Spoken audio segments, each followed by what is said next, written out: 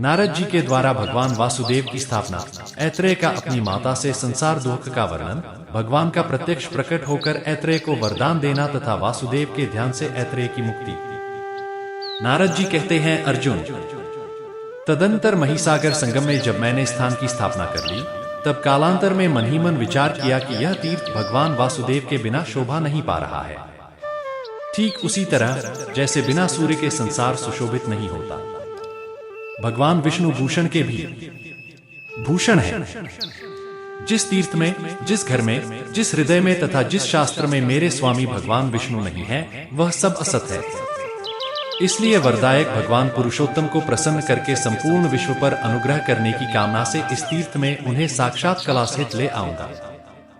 ऐसा विचार कर मैं वहीं ठहर गया और ज्ञान योग के द्वारा योगीश्वर श्रीहरि को संतुष्ट करने के लिए 100 वर्षों तक आराधना करता रहा। संपूर्ण इंद्रियों को अपने वश में करके वासुदेव में होकर सब प्राणियों पर कृपा रखते हुए अष्टाक्षर मंत्र के जप में लगा रहा। इस प्रकार मेरे आराधना करने पर गरुड़ पर बैठे हुए भगवान श्रीहरि ने कोटि कोटि गणों के साथ आकर मुझे प्रत्यक्ष दर्शन दिया। तब मैंने श्रीहरि को विधिपूर्वक अर्घ्य दे प्रणाम करके दोनों हाथ जोड़े हुए कहा, प्रभो, पूर्व काल में श्वेत द्वीप नामक धाम में मैंने आपके अजन्मा सनातन नरनारायणात्मक स्वरूप का दर्शन किया है। जनार्दन, उसी रूप की एक कला यहाँ स्थापित कीजिए। भगवान, यदि आप प्रसन्न हैं तो मेरी यह प्रार्थना स्वीकार करें। मेरे इस प्रकार प्रार्थना करने पर भगवान गरुड़ ध्वज ने कहा, ब्रह्मपुत्र नारद, तुम्हारे हृदय में जिस आकांक्षा का उदय हुआ है वह उसी रूप में पूर्ण हो। मुझे इस तीर्थ में सदैव निवास करना है। यूं कहकर श्री विष्णु प्रतिमा में अपनी कला स्थापित करके भगवान विष्णु जब चले गए, तब मैंने संपूर्ण विश्व पर अनुग्रह करने की इच्छा से उनके श्री अर्चा विग्रह की स्थापना की। यतः साक्षात श्वेत द्वीप निवासी श्रीहरि यहाँ विराजमान है, जो कि सबसे वृद्ध हैं। अतः वे इस तीर्थ में वृद्ध वासुदेव के नाम से विख्यात हुए हैं।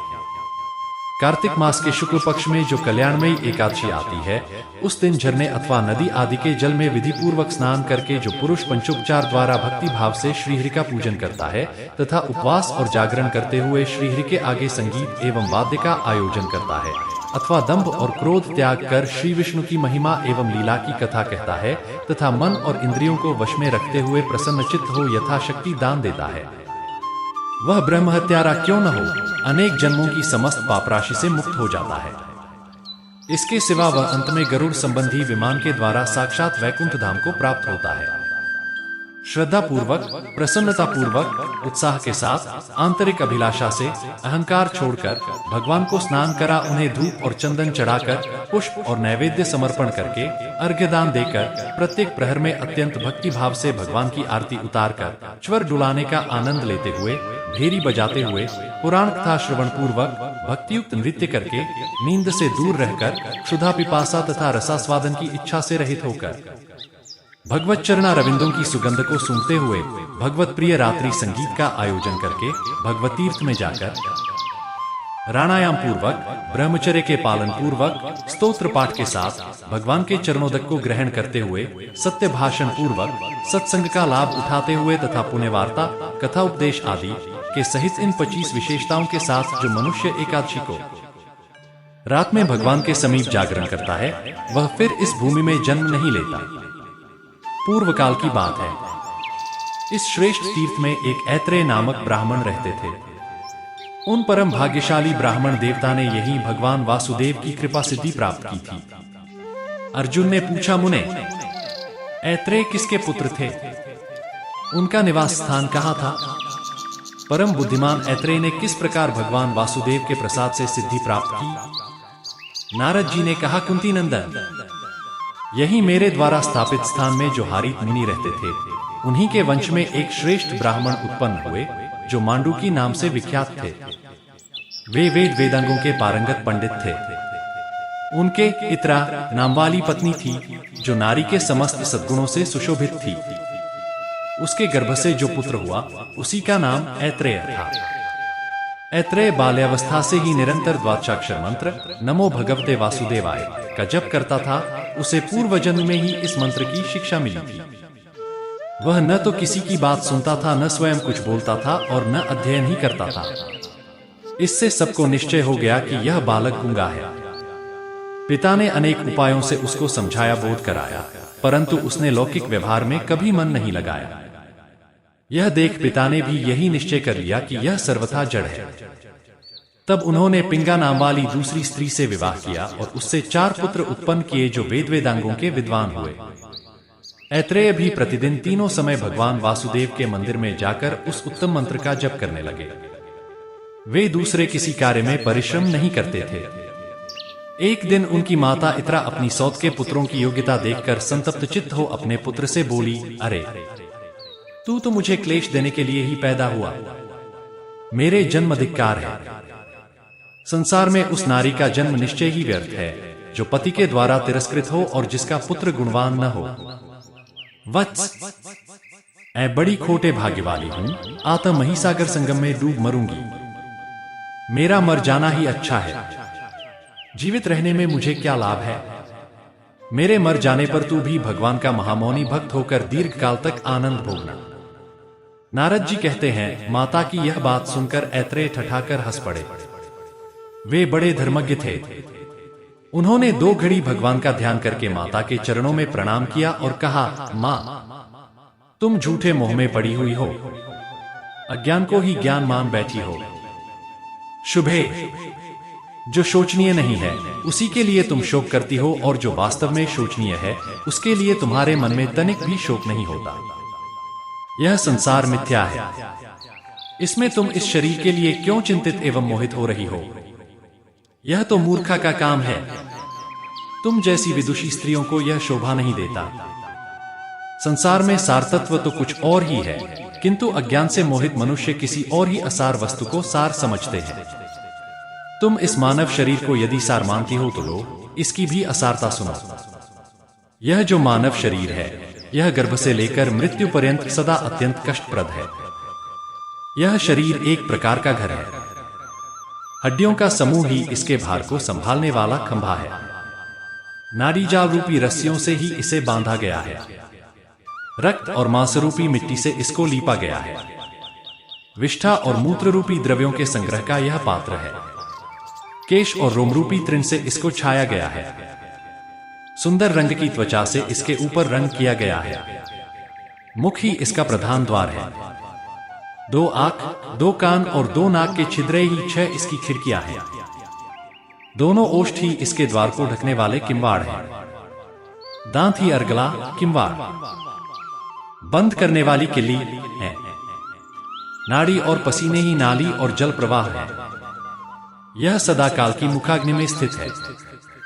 ऐसे इस देहरूपी गेह में जीव नाम वाला गृहस्थ निवास करता है। इस घर में त्रिगुणमयी प्रकृति ही उसकी पत्नी है तथा क्रोध, अहंकार, काम, ईर्ष्या और लोभ आदि ही उक्त गृहस्थ की संतान है। हाय, कितने कष्ट की बात है कि जीव इस देहगेह की मोहमाया से मूढ़ होकर तदनुकूल बर्ताव करता है। उसका जिस जिस विषय में जैसे मोह होता है वह सब बताता हूं, सुनो। जैसे पर्वत से झरने गिरते रहते हैं, उसी प्रकार शरीर से भी कफ और मूत्र आदि बहते रहते हैं। उसी देह के लिए जीव मोहित होता है। विष्ठा और मूत्र से भरे हुए चर्म पात्र की भांति यह शरीर समस्त अपवित्र वस्तुओं का भंडार है और इसका एक प्रदेश, एक अंश भी पवित्र नहीं है। अपने शरीर से निकले हुए मलमूत्र आदि के जो प्रवाह है, उनका स्पर्श हो जाने पर मिट्टी और जल से हाथ शुद्ध किया जाता है। तथापि उन्हीं अपवित्र वस्तुओं के भंडार रूप इस देह से न जाने क्यों मनुष्य को वैराग्य नहीं होता। सुगंधित तेल और जल आदि के द्वारा यत्नपूर्वक भली भांति संस्कार, सफाई करने पर भी यह शरीर अपनी स्वाभाविक अपवित्रता को नहीं छोड़ता है। ठीक उसी तरह जैसे कुत्ते की टेढ़ी पूंछ को कितना ही सीधा किया जाए, वह अपना टेढ़ापन नहीं छोड़ पाती। अपनी देह की अपवित्र गंध से जो मनुष्य विरक्त नहीं होता, उसे वैराग्य के लिए अन्य किस साधन का उपदेश दिया जाए। दुर्गंध तथा मलमूत्र के लेप को दूर करने के लिए ही शारीरिक शुद्धि का विधान किया गया है।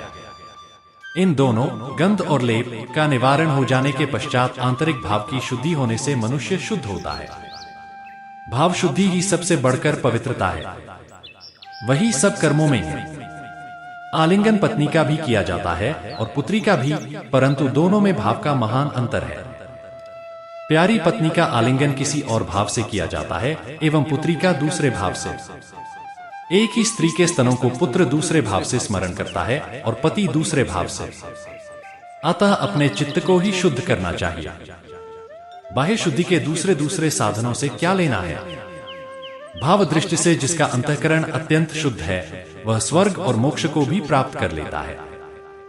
ज्ञान रूपी निर्मल जल तथा वैराग्य रूपी मृत्तिका से ही पुरुष के अविद्या एवं रागमय मलमूत्र के लेप और दुर्गंध का शोधन होता है। इस प्रकार इस शरीर को स्वभावतः अशुद्ध माना गया है। जैसे केले के वृक्ष में केवल वल्कल ही सार है, उसी प्रकार इस देह में केवल त्वचा मात्र सार है। वास्तव में तो यह सर्वथा निहसार है। जो बुद्धिमान अपने शरीर को इस प्रकार दोषयुक्त जानकर उदासीन हो जाता है, उसकी ओर से अनुराग शिथिल कर लेता है, वही इस संसार बंधन से छूटकर निकल पाता है।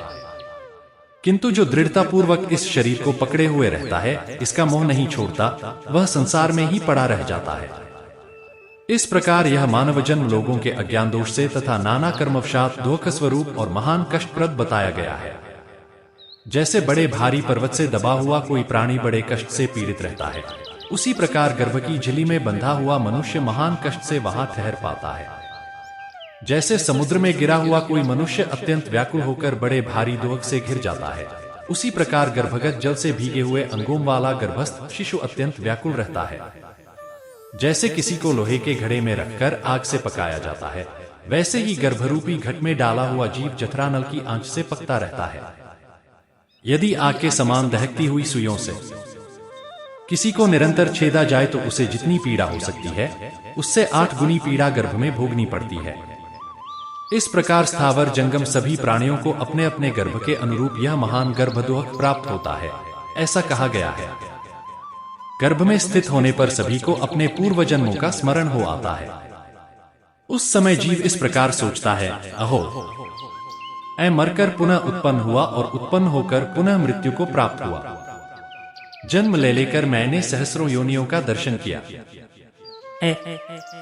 इस समय जन्म धारण करते ही मेरे पूर्व संस्कार जाग उठे हैं। अतः अब मैं ऐसे कल्याणकारी साधन का अनुष्ठान करूंगा जिससे पुनः मेरा गर्भवास न हो। संसार बंधन को दूर करने वाले भगवदीय तत्वज्ञान का मैं चिंतन करूंगा। इस प्रकार उस दुख से छूटने के उपाय पर विचार करता हुआ गर्भस्थ जीव चिंतामग्न रहता है। जब उसका जन्म होने लगता है, उस समय तो उसे गर्भ की अपेक्षा भी कोटि गुना अधिक दुख होता है। गर्भवास के समय जो सद्बुद्धि जागृत हुई रहती है, वह जन्म हो जाने पर नष्ट हो जाती है। बाहर की हवा लगते ही मूर्छा आ जाती है। मोहग्रस्त होने पर शीघ्र ही उसकी स्मरण शक्ति का नाश हो जाता है। स्मरण शक्ति नष्ट होने पर पूर्व कर्मवशात जीव का पुनः उसी जन्म के शरीर आदि में अनुराग हो जाता है। इस प्रकार राग और मोह के वशीभूत हुआ वह संसार में न करने योग्य पापादि कर्मों में लग जाता है। उनमें फंसकर न तो वह अपने को जानता है, न दूसरों को जानता है, और न किसी देवता को ही कुछ समझता है। अपने परम कल्याण की बात तक नहीं सुनता, आंख रहते हुए भी नहीं देखता। समतल मार्ग पर धीरे धीरे चलते हुए भी वह पग पग पर लड़खड़ाता है। विद्वानों के समझाने पर भी, बुद्धि रहते हुए भी वह नहीं समझ पाता। इसीलिए राग और मोह के वशीभूत होकर संसार में क्लेश उठाता रहता है। जन्म लेने पर गर्भकाल में जागृत हुई पूर्व जन्म की स्मृति अथवा गर्भ के दुखों की स्मृति नहीं रहती। इसलिए महर्षियों ने गर्भ दुख का निरूपण करने के लिए शास्त्रों का प्रतिपादन किया है। वे शास्त्र स्वर्ग और मोक्ष के उत्तम साधन हैं। सब कार्यों और प्रयोजनों को सिद्ध करने वाले इस शास्त्र ज्ञान के रहते हुए भी लोग उससे अपने कल्याण का साधन नहीं करते। यह अत्यंत अद्भुत बात है। बाल्यावस्था में इंद्रियों की वृत्तियां अव्यक्त रहती हैं, इसलिए जीव उस समय के महान दुख को बताने की इच्छा होने पर भी बता नहीं सकता और न उस दुख के निवारण के लिए कुछ कर ही सकता है। फिर जब दांत उठने लगता है, तब उसे महान कष्ट भोगना पड़ता है। मौल रोग, सिर दर्द, नाना प्रकार के बाल रोग तथा पूतना आदि बालग्रह आदि से भी बालक को बड़ी पीड़ा होती है।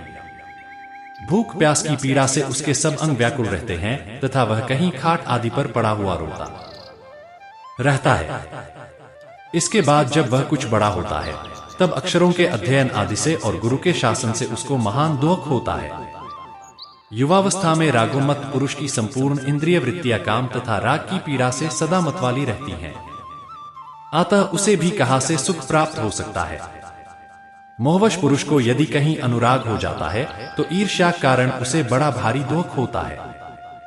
जो उन्मत्त और क्रोधी है उसका कहीं भी राग होना केवल दुख का ही कारण है। रात में कामाग्नि जनित खेद से पुरुष को निद्रा नहीं आती। दिन में भी द्रव्योपार्जन की चिंता लगी रहने के कारण उसे सुख नहीं मिल सकता। स्त्रियां सब दोषों का आश्रय हैं। यह बात भली भांति जान लेने पर भी जो लोग उनमें मैथुन से सुख मानते हैं उनका वह सुख मलमूत्र त्याग के सदृश ही माना गया है। सम्मान अपमान से, प्रियजनों का संयोग वियोग से तथा जवानी वृद्धावस्था से ग्रस्त है। निर्विघ्न सुख कहा है। युवावस्था का शरीर एक दिन जरा अवस्था से जर्जर कर दिया जाने पर संपूर्ण कार्यों के लिए असमर्थ से हो जाता है। उसके बदन में झुर्रियां पड़ जाती हैं, सिर के बाल सफेद हो जाते हैं और शरीर बहुत ढीला ढाला हो जाता है।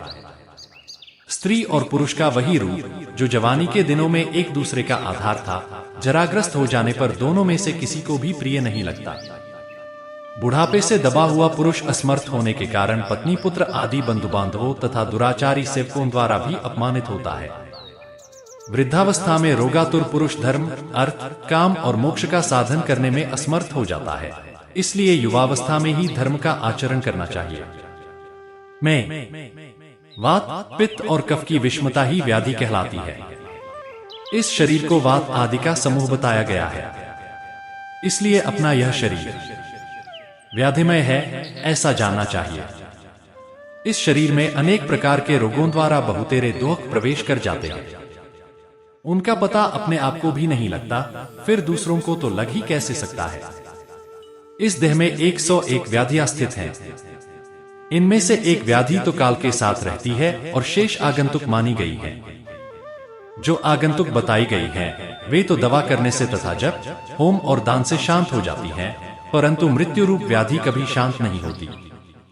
नाना प्रकार की व्याधियां, सर्प आदि प्राणी, विष और अभिचार, पुरश्चरण, ये सब देहधारियों की मृत्यु के द्वार बताए गए हैं। यदि जीव का काला पहुंचा है तो सर्प और रोग आदि से पीड़ित होने पर उसे धनवंतरी भी जीवित नहीं रख सकते। काल से पीड़ित मनुष्य को औषध, तपस्या, दान, मित्र तथा बंधु बांधव कोई भी बचा नहीं सकते। रसायन, तपस्या, जप, योग, सिद्ध महात्मा तथा पंडित ये सब मिलकर भी कालजनित मृत्यु को नहीं टाल सकते। समस्त प्राणियों के लिए मृत्यु के समान कोई दुख नहीं है, मृत्यु के समान कोई भय नहीं है तथा मृत्यु के समान कोई त्रास नहीं है। सती भार्या, उत्तम पुत्र, श्रेष्ठ मित्र, राज्य, ऐश्वर्य और सुख ये सभी स्नेहपाश में बंधे हुए हैं। मृत्यु इन सब का उच्छेद कर डालती है। माँ, क्या तुम नहीं देखती कि हजारों मनुष्यों में से 5 भी शायद ही ऐसे होंगे जो पूरे 100 वर्षों तक जीने वाले हों। कोई 80 वर्ष और 70 वर्ष की अवस्था में मरते हैं। प्रायः 60 वर्ष तक की ही लोगों की परमायु हो गई है, किंतु वह भी सबके लिए निश्चित नहीं है। जिस देहधारी को अपने पूर्व कर्मानुसार जितनी आयु प्राप्त होती है, उसका आधा भाग तो मृत्यु रूपिणी रात्रि हर लेती है। बाल्यावस्था, अबोधावस्था तथा वृद्धावस्था के द्वारा 20 वर्ष और व्यतीत हो जाते हैं, जो धर्म, अर्थ और काम किसी के भी उपयोग में नहीं आते। शेष आयु का आधा भाग मनुष्य पर आने वाले बहुत से भय तथा अनेक प्रकार के रोग और शोक आदि हर लेते हैं। इन सब से जो शेष रह जाता है वही मनुष्य का जीवन है। इस जीवन की समाप्ति होने पर मनुष्य अत्यंत भयंकर मृत्यु को प्राप्त होता है। मृत्यु के बाद वह पुनः करोड़ों योनियों में जन्म ग्रहण करता है। कर्मों की गणना के अनुसार देहभेद से जो जीव का एक शरीर से वियोग होता है, उसे मृत्यु नाम दिया गया है। वास्तव में उससे जीव का विनाश नहीं होता। मृत्यु के समय महान मोह को प्राप्त हुए जीव के मर्मस्थान जब विदीर्ण होने लगते हैं, उस दशा में उसे जो बड़ा भारी कष्ट भोगना पड़ता है, उसकी इस संसार में कहीं उपमा नहीं है। जैसे सांप मेंढक को निगल जाता है, उसी प्रकार मृत्यु जब मनुष्य को निगलने लगती है, उस समय वह हाता, हाँ माता, हाँ कांते इत्यादि रूप से पुकारता हुआ अत्यंत दुखी होकर रोता है। भाई बंधुओं से साथ छूट रहा है, प्रेमी जन उसे चारों ओर से घेर कर खड़े हैं। वह सूखते हुए मुख से गरम गरम लंबी सांस खींचता है। चार पाई पर चारों ओर बार बार करवट बदलता है। पीड़ा से मोहित होकर बड़े वेग से इधर उधर हाथ फेंकता है। खाट से भूमि पर और भूमि से खाट पर तथा फिर भूमि पर आना चाहता है। उसके वस्त्र खुल गए हैं, लज्जा छूट चुकी है, विष्ठा और मूत्र में सना हुआ है। कंठ, ओष्ठ और तालु सूख जाने के कारण बार बार पानी मांगता है। अपने धन वैभव के लिए इस बात की चिंता करता है कि मेरे मर जाने पर ये किसके हाथ में पड़ेंगे। पुनः कालपाश से खींचे जाने पर उसका गला गुरगुराने लगता है और पार्श्ववर्ती लोगों के देखते देखते मृत्यु को प्राप्त हो जाता है। जैसे त्रिंजलोका जल में बहते हुए तिनके के अंत तक पहुंचकर जब दूसरा तिनका थाम लेती है तब पहले को छोड़ देती है, उसी प्रकार जीव एक देह से दूसरी देह में क्रमशः प्रवेश करता है। भावी शरीर में अंशतः प्रवेश करके पूर्व शरीर का त्याग करता है। विवेकी पुरुष के लिए किसी से कुछ मांगना मृत्यु से भी अधिक दुखदायी होता है। मृत्यु का दुख तो क्षण भर में समाप्त हो जाता है, परंतु याचनाजनित दुख का कभी अंत नहीं होता। मैंने तो इस समय यह अनुभव किया है कि मृत मनुष्य जीवित रहकर याचना करने वाले की अपेक्षा श्रेष्ठ है, क्योंकि अब वह फिर दूसरे किसी के सामने हाथ नहीं फैला सकता। तृष्णा ही लघुता का कारण है। आदि में दुख है, मध्य में दुख है तथा अंत में भी दारुण दुख प्राप्त होता है। दुखों को यह परंपरा समस्त प्राणियों को स्वभावतः प्राप्त होती है। क्षुधा को सब रोगों से महान रोग माना गया है। वह अन्न रूपी औषधि का लेप करने से कुछ क्षणों के लिए शांत हो जाती है। क्षुधारूपी व्याधि की तीव्र वेदना संपूर्ण बल का उच्छेद करने वाली है। जैसे अन्य रोगों से लोग मरते हैं, उसी प्रकार क्षुधा से पीड़ित होने पर भी मनुष्य की मृत्यु हो जाती है। यदि कहें धनधान्य संपन्न राजा सुखी होंगे तो यह भी ठीक नहीं। राजा को केवल यह अभिमान ही होता है कि मेरे घर में इतना वैभव शोभा पा रहा है। वास्तव में तो उनका सारा आभरण भार रूप है, समस्त आलेपन द्रव्य मल मात्र है, संपूर्ण संगीतराग प्रलाप मात्र है तथा नृत्य आदि भी पागलों की सी चेष्टा है। विचार दृष्टि से देखने पर इन राज्य भोगों के द्वारा राजाओं को सुख कहाँ मिलता है, क्योंकि वे लोग तो एक दूसरे को जीतने के लिए सदा ही चिंतित रहते हैं। प्रायः राज्य लक्ष्मी के मत से उन्मत्त होने के कारण नहुष आदि महाराज स्वर्ग का साम्राज्य पाकर भी वहां से नीचे गिर गए हैं। राजलक्ष्मी अथवा धन ऐश्वर्य से भला कौन सुख पाता है। मनुष्य स्वर्गलोक में जो पुण्य फल भोगते हैं वह अपने मूलधन को गवाकर ही भोगते हैं, क्योंकि वहां वे दूसरा नवीन कर्म नहीं कर सकते। यही स्वर्ग में अत्यंत भयंकर दोष है। जैसे वृक्ष की जड़ काट देने पर वह विवश होकर पृथ्वी पर गिर पड़ता है, उसी प्रकार पुण्यरूपी मूल का क्षय हो जाने पर स्वर्गवासी जीव पुनः पृथ्वी पर गिर पड़ते हैं। इस तरह विचार पूर्वक देखा जाए तो स्वर्ग में भी देवताओं को कोई सुख नहीं है। नरक में गए हुए पापी जीवों का दुख तो प्रसिद्ध ही है, उनका क्या वर्णन किया जाए। स्थावर योनि में पड़े हुए जीवों को भी बहुत दुख भोगने पड़ते हैं। दावानल से जलना, पाला पड़ने से गलना, धूप और हवा से सूखना, कुल्हाड़ी से काटा जाना, उनके वलकलों छिलकों का उतारा जाना, प्रचंड आंधी के वेग से पत्तों, डालियों और फलों का गिराया जाना तथा हाथियों और अन्य जंगली जंतुओं द्वारा कुचला जाना आदि उनके लिए महान दुख है। सर्पों और बिच्छुओं को प्यास और भूख का कष्ट रहता है, उन्हें क्रोध का भी दारुण दुख सहन करना पड़ता है। संसार में प्रायः दुष्ट सांप बिच्छुओं को मारा जाता है, उन्हें जाल में फंसाकर बंद रखा जाता है। माता जी, इस प्रकार उस योनि के जीवों को बारंबार कष्ट उठाना पड़ता है। कीड़े आदि का अकस्मात जन्म होता है और अचानक ही उनकी मौत भी हो जाती है, अतः उनका दुख भी कम नहीं है। मृगों और पक्षियों को वर्षा, सर्दी और धूप का महान कष्ट तो है ही, भूख प्यास के भारी दुख से भी मृग सदा संत्रस्त रहते हैं। पशु समूह के जो दुख हैं उन्हें भी सुन लो। भूख प्यास तथा सर्दी गर्मी आदि का कष्ट सहना, मारा जाना, बंधन में डाला जाना और डेंडे आदि से पीटा जाना, नाक का छेदा जाना, चाबुक और अंकुश की मार पड़ना आदि उनके महान क्लेश है। इनके अतिरिक्त बोझ ढोने का भी उन्हें बड़ा भारी कष्ट है। कार्य की शिक्षा देते समय भी उन्हें मारा पीटा जाता है, फिर युद्ध आदि की पीड़ा भी सहनी पड़ती है। अपने झुंड से जो उनका वियोग होता है और वे वन से जो अन्यत्र लाए जाते हैं, यह सब कष्ट अलग है। दुर्भिक्ष, दुर्भाग्य का प्रकोप, मूर्खता, दरिद्रता, नीच ऊंच का भाव, मृत्यु, राष्ट्र विप्लव, एक राज्य का नाश करके दूसरे राज्य की स्थापना, पारस्परिक अपमान का दुख, आपस में एक दूसरे से धन वैभव या मान प्रतिष्ठा में बढ़ जाने का कष्ट, अपनी प्रभुता का सदा स्थिर न रहना, ऊंचे चढ़े हुए लोगों का नीचे गिराया जाना इत्यादि महान दुखों से यह संपूर्ण चराचर जगत व्याप्त है। जैसे इस कंधे का भार उस कंधे पर कर देने को मनुष्य विश्राम समझता है, उसी प्रकार इस लोक में एक दुहक दूसरे दुहक से ही शांत होता है। अतः एक दूसरे से ऊंची स्थिति में स्थित हुए इस संपूर्ण जगत को दुहकों से भरा हुआ जानकर उसकी ओर से अत्यंत उद्विग्न हो जाना चाहिए। उद्वेग से वैराग्य होता है, वैराग्य से ज्ञान प्रकट होता है तथा ज्ञान से परमात्मा विष्णु को जानकर मनुष्य मोक्ष प्राप्त कर लेता है। जैसे कौं के अपवित्र स्थान में विशुद्ध राजहंस नहीं रह सकता, उसी प्रकार ऐसे दुखमय संसार में मैं तो कभी रम नहीं सकता। मैया जहां रहकर मैं बिना किसी विघ्न बाधा के आनंद पूर्वक रह सकता हूं, वह स्थान भी बताता हूं, सुनो। अविद्यारूपी वन तो बड़ा भयंकर है, उसमें नाना प्रकार के कर्ममय बड़े बड़े वृक्ष खड़े हैं। वहां संकल्पों के डांस और मच्छर बहुत हैं। शोक और हर्ष ही वहां की सर्दी और धूप है। उस वन में मोह का घना अंधकार छाया रहता है। वहां लोभरूपी सांप और बिच्छू रहते हैं। विषयों के अनेक मार्गों से वह प्रदेश व्याप्त है। काम और क्रोधरूपी बधिक तथा लुटेरे उसमें सदा डेरा डाले रहते हैं।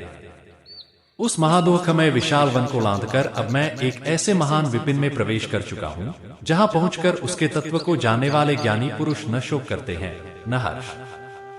वहां किसी से भय नहीं है, किसी को भी भय नहीं है। उस विद्यारूपी वन में 7 बड़े भारी वृक्ष हैं। वहां 7 ही पर्वत हैं, जिन्होंने तीनों लोकों को धारण कर रखा है। 7 ही हृद कुंड हैं और 7 ही नदियां हैं, जो सदा ब्रह्मरूप जल बहाया करती हैं। तेज, अभयदान, अद्रोह, कौशल, दक्षता, अचपलता, अक्रोध और प्रिय वचन बोलना, ही 7 पर्वत उस विद्यावन में स्थित हैं। दृढ़ निश्चय, सबके साथ समता, मन और इंद्रियों का संयम, गुण संचय, ममता का अभाव, तपस्या तथा संतोष, ये 7 हृद हैं। भगवान के गुणों का विशेष ज्ञान होने से जो उनके प्रति भक्ति होती है, वह विद्यावन की पहली नदी है। वैराग्य दूसरी, ममता का त्याग तीसरी, भगवदाराधन चौथी, भगवदर्पण 5वीं, ब्रह्मकत्व बोध 6ठी तथा सिद्धि 7वीं नदी है। ये ही 7 नदियां वहां स्थित बताई गई हैं। वैकुंठ धाम के निकट इन 7 नदियों का संगम होता है। जो आत्मतृप्त, शांत तथा जितेंद्रिय होते हैं, वे ही महात्मा उस मार्ग से परात्पर ब्रह्म को प्राप्त होते हैं। कोई श्रेष्ठ ज्ञानी जन उन वृक्षों को प्राप्त करते हैं, कोई पर्वतों को, कोई हृदयों को तथा कोई उन 7 सरिताओं को ही प्राप्त होते हैं। ग्रहण किए हुए व्रत को धारण करने की इच्छा रखकर यहाँ ब्रह्मचर्य का आचरण करता हूँ।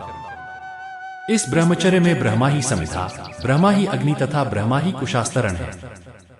जल भी ब्रह्मा है और गुरु भी ब्रह्मा ही है, यही मेरा ब्रह्मचर्य है। विद्वान पुरुष इसी को सूक्ष्म ब्रह्मचर्य मानते हैं। माता, अब मेरे गुरु का परिचय सुनो, जिन्होंने मुझे विद्या प्रदान की है। एक ही शिक्षक है, दूसरा कोई शिक्षक नहीं है। हृदय में विराजमान अंतर्यामी पुरुष ही शिक्षक होकर शिक्षा देता है। उसी से प्रेरित होकर मैं झरने से बहकर जाने वाले जल की भांति जहां जिस कार्य में नियुक्त होता हूं, वहां वैसा ही करता हूं। एक ही गुरु हैं, उनके सिवा दूसरा कोई गुरु नहीं है। जो हृदय में विराजमान है, वे ही गुरु हैं, उनको मैं प्रणाम करता हूं। उन्हीं गुरु स्वरूप भगवान मुकुंद की अवहेलना करके संपूर्ण दानव पराभव को प्राप्त हुए हैं। एक ही बंधु है, उसके सिवा दूसरा बंधु नहीं है। जो हृदय में विराजमान है, वह परमात्मा ही बंधु है, मैं उसे नमस्कार करता हूं। उसी से शिक्षा प्राप्त करके 7 बंधुमान भाई सप्तर्षि आकाश में प्रकाशित हो रहे हैं। ऐसे ही ब्रह्मचर्य का भली भांति सेवन करना चाहिए। अब मेरा गार्हस्थ्य कैसा है, यह भी सुन लो। माता जी, प्रकृति ही मेरी पत्नी है, किंतु मैं कभी उसका चिंतन नहीं करता, वही सदा मेरा चिंतन किया करती है। वह मेरे सब प्रयोजनों को सिद्ध करने वाली है। नासिका, जिह्वा, नेत्र, त्वचा, कान, मन तथा बुद्धि 7 प्रकार की अग्नि सदा मेरी अग्निशाला में प्रज्वलित होती रहती हैं। गंध, रस, रूप, शब्द, स्पर्श, मंतव्य और बोधव्य ही 7 मेरी समिधाएं हैं। होता भी नारायण है और ध्यान से साक्षात नारायण ही उपस्थित हो उस भविष्य का उपयोग भी करते हैं। ऐसे यज्ञ द्वारा मैं अपनी इस गृहस्थी में उन परमेश्वर विष्णु का यजन, आराधन करता हूं। किसी भी वस्तु की कामना नहीं रखता, तथापि मेरे संपूर्ण काम स्वतः सिद्ध हैं। मैं सांसारिक संपूर्ण दोषों से द्वेष नहीं करता, तथापि कोई भी दोष मुझ में प्रकट नहीं होता। जैसे कमल के पत्ते पर जल की बूंद का लेप नहीं होता, उसी प्रकार मेरा स्वभाव रागद्वेष आदि से लिप्त नहीं होता। मैं नित्य हूँ, बहुतों के स्वभावों का साक्षी हूँ। अनित्य भोग मुझ पर अपना प्रभाव नहीं डाल सकते। जैसे सूर्य की किरणें आकाश में लिप्त नहीं होती, वैसे ही मेरे भगवदर्थ किए गए निष्काम कर्मों में भोग समूह नहीं लिप्त होते। मेरे कर्मों का फल भोग सामग्री के रूप में नहीं उपस्थित होता। वे कर्म तो भगवत प्राप्ति कराने वाले होते हैं। माता, ऐसे मुझ पुत्र से तुम दुखी न हो। मैं तुम्हें उस पद पर पहुंचाऊंगा जहां सैकड़ों यज्ञ करके भी पहुंचना असंभव है। अपने पुत्र की यह बात सुनकर इत्रा को बड़ा विस्मय हुआ। वह सोचने लगी, अहो, यदि मेरा पुत्र ऐसा दृढ़ निष्ठा वाला विद्वान है, तब तो संसार में जब इसकी ख्याति होगी, उस समय मेरा भी महान यश फैलेगा। माता इस प्रकार की बातें सोच ही रही थी कि शंख चक्र गदाधारी भगवान विष्णु उस अर्चा विग्रह से साक्षात प्रकट हो गए। वे उस द्विजपुत्र की बातों से अत्यंत प्रसन्न थे। भगवान की दिव्य कांति करोड़ों सूर्य की समान प्रकाशमान थी। वे अपनी प्रभा से संपूर्ण जगत को उद्भासित कर रहे थे। भगवान को देखते ही ऐत्रेय धरती पर दंड की भांति पड़ गए। उनके शरीर में रोमांच हो आया। नेत्रों से प्रेम के आंसू बहने लगे। वाणी गदगद हो गई। बुद्धिमान ऐत्रेय ने मस्तक पर अंजलि बांधकर भगवान का इस प्रकार स्तवन प्रारंभ किया। आप भगवान वासुदेव का हम ध्यान और नमस्कार करते हैं। आप ही प्रद्युम्न, अनिरुद्ध तथा संकर्षण हैं। आपको नमस्कार है। आप केवल विज्ञान स्वरूप तथा परमानंद मूर्ति हैं। आपको नमस्कार है। आप आत्माराम, शांत तथा आप समस्त इंद्रियों के स्वामी ऋषिकेश हैं। सबसे महान तथा अनंत शक्तियों से संपन्न हैं। आपको नमस्कार है। मन सहित वाणी के थककर निवृत्त हो जाने पर जो एकमात्र अपनी कृपा से ही सुलभ होने वाले हैं, नाम और रूप से रहित चैतन्यघन ही जिनका स्वरूप है, वे सत और असत से परे विराजमान परमात्मा हम सबकी रक्षा करें। आप परम सत्य तथा निर्मल हैं। हम आपकी उपासना करते हैं। जो षड्विध ऐश्वर्य से युक्त परम पुरुष महानुभाव एवं समस्त महाविभूतियों के अधिपति हैं, उन भगवान को नमस्कार है। परमेष्ठिन, आप सबसे उत्कृष्ट हैं। संपूर्ण भक्त समुदाय आपके युगल चरणारविंदों की बड़े लाड़ प्यार से सेवा करते हैं। आपको नमस्कार है। अग्नि आपका मुख है, पृथ्वी आपके दोनों चरण हैं, आकाश मस्तक है, चंद्रमा और सूर्य दोनों नेत्र हैं, संपूर्ण लोक आपका शरीर है तथा चारों दिशाएं आपकी चार भुजाएं हैं। भगवान, आपको नमस्कार है। हे स्तुति करने योग्य परमात्मा, हे नाथ, इस पृथ्वी पर कोई भी ऐसे प्रदेश नहीं है जिनमें मेरा जन्म न हुआ हो, जहां मेरी मृत्यु न हुई हो। मैं समझता हूँ, यदि मेरे माता पिताओं की गणना की जाए तो यह विशाल पृथ्वी परमाणुओं की स्थिति में पहुंच जाएगी। असंख्य जन्मों के मेरे माता पिताओं की गणना करने के लिए पृथ्वी के परमाणु बराबर टुकड़े करने पड़ेंगे। देव, मेरे जो मित्र, शत्रु, अनुजीवी तथा भाई बंधु इस संसार में हो गए हैं, उन सबकी गणना करने में मैं सर्वथा असमर्थ हूँ।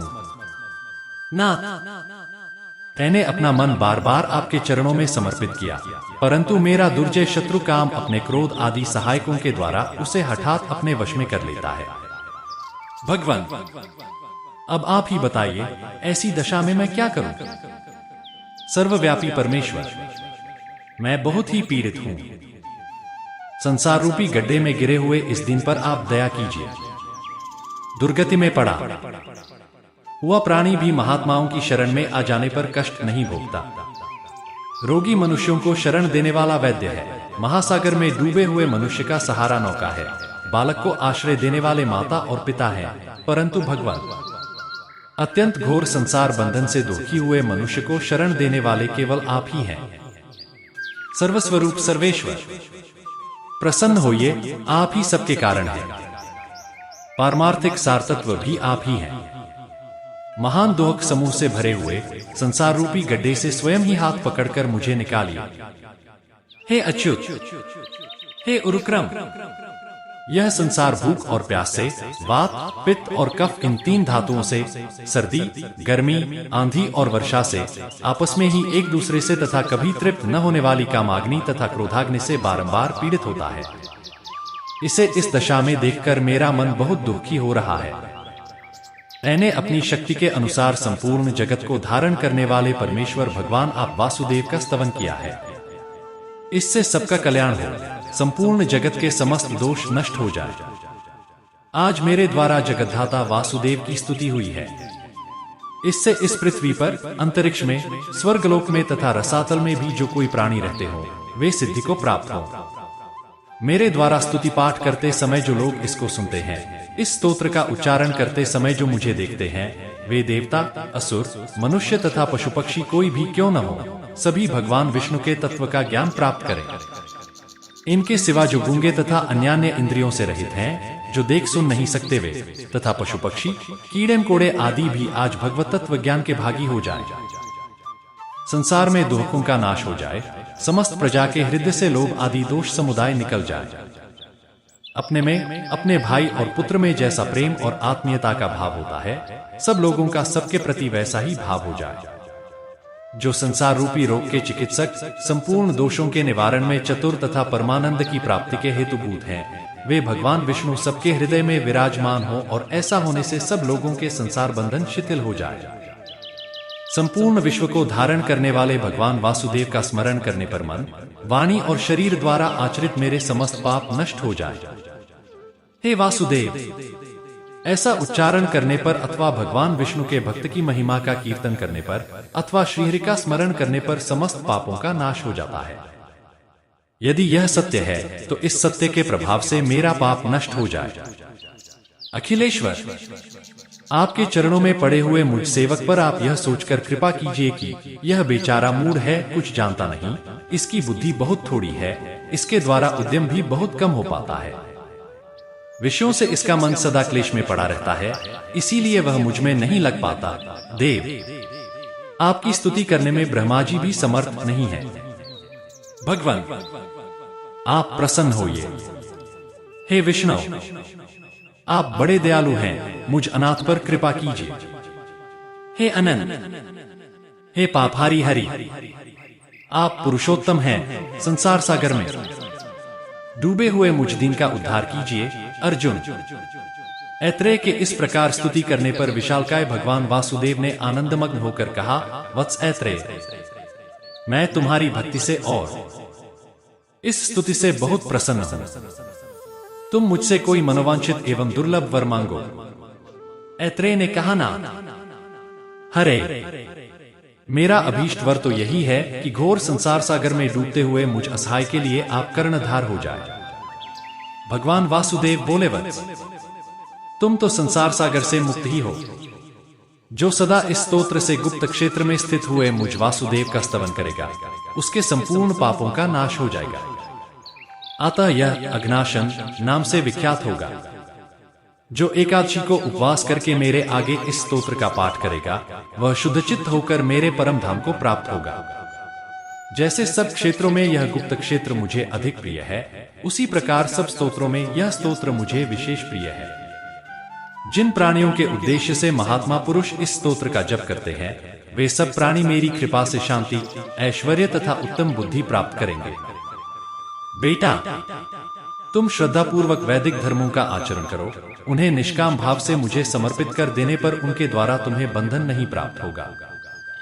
पत्नी का पानी ग्रहण करके तुम यज्ञों द्वारा भगवान की आराधना करो और अपनी माता की प्रसन्नता बढ़ाओ। मुझ में तीव्र ध्यान करने से निसंदेह तुम मुझे ही प्राप्त होगे। बुद्धि, मन, अहंकार, 5 ज्ञानेंद्रिया और 5 कर्मेंद्रिया, ये 13 ग्रह है। बोधव्य, मंतव्य, शब्द, स्पर्श, रूप, रस, गंध, वचन, आदान, कर्म, गमन, मलोत्सर्ग और रतिजनित आनंदय 13 महाग्रह है। बेटा, अपने बुद्धि आदि शुद्ध, आसक्ति शून्य ग्रहों के द्वारा मेरा ध्यान करते हुए पूर्वोक्त महाग्रहों को शुद्ध रूप में ग्रहण करो, भगवत प्रसाद मानकर स्वीकार करो। ऐसा करने से तुम मोक्ष प्राप्त कर लोगे। वीर, इस प्रकार भगवदर्पण बुद्धि से कर्म करने पर तुम नैष्कर्म्य भाव को प्राप्त होगे। ठीक उसी तरह जैसे चतुर स्वर्णकार रस संविद्ध तांबे को सुवर्ण के रूप में उपलब्ध करता है, वर्णाश्रमोचित आचार वाला पुरुष भी यदि अपने सब कर्म मुझे समर्पित करके स्वयं परे ध्यान में संलग्न हो जाता है, तो उसे भी यहाँ मोक्ष दुर्लभ नहीं है। इसलिए मेरे बताए अनुसार बर्ताव करते हुए नियमपरायण होकर तुम आनंद पूर्वक रहो। अपनी 7 पीढ़ियों का उद्धार करके फिर मुझ में लीन हो जाओगे। यद्यपि वेदों का अध्ययन तुमने नहीं किया है, तो भी संपूर्ण वेद तुम्हारी बुद्धि में स्वयं प्रतिभासित होंगे। अब यहाँ से कोटि तीर्थ में, जहाँ हरिमेधा का यज्ञ हो रहा है, जाओ। वहां तुम्हारी माता का संपूर्ण मनोरथ सफल होगा। यूं कहकर भगवान विष्णु पुनः वासुदेव विग्रह में ही प्रवेश कर गए। उस समय ऐत्रेय की माता और ऐत्रेय दोनों एकटक दृष्टि से भगवान की ओर देख रहे थे। तत्पश्चात वासुदेव विग्रह को नमस्कार करके विस्मय और आनंद में निमग्न हुए ऐत्रेय ने अपनी माता से कहा, मां, मैं पूर्व जन्म में शूद्र था। एक दिन सांसारिक दोषों से भयभीत हो एक धर्मनिष्ठ ब्राह्मण की शरण में गया। वे बड़े दयालु थे।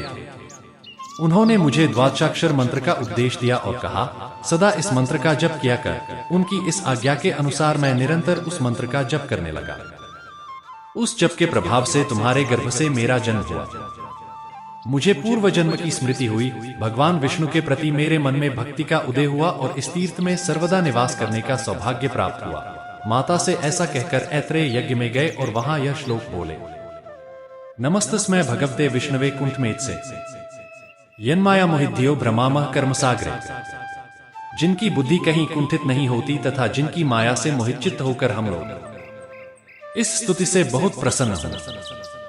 तुम मुझसे कोई मनोवांछित एवं दुर्लभ वर मांगो। ऐत्रेय ने कहा, ना हरे, मेरा अभीष्ट वर तो यही है कि घोर संसार सागर में डूबते हुए मुझ असहाय के लिए आप कर्णधार हो जाए। भगवान वासुदेव बोले, वत्स, तुम तो संसार सागर से मुक्त ही हो।